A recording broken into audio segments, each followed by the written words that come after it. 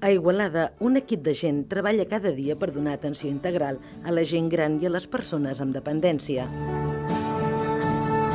Ho fan des del Consorci Sociosanitari d'Igualada, un organisme creat per l'Ajuntament i el també Consorci de Salut i Social de Catalunya, amb l'objectiu de millorar la qualitat de vida de les persones que perden autonomia a mesura que es van fent grans.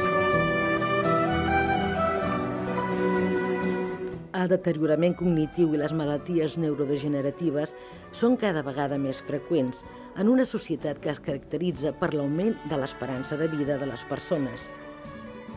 L'atenció mèdica i psicològica és bàsica per recuperar i millorar l'autonomia de les persones que s'atenen, així com per fer-ne un seguiment constant. L'Hospital de Sant Jordi d'Igualada és un centre d'atenció diürna que ofereix assistència personalitzada, integral i de qualitat. Tots ens fem grans de manera diferent, però amb un mateix desig, viure bé, amb tranquil·litat i al costat de la gent que volem. El Consorci, cada cop més gran, cada dia amb els més grans.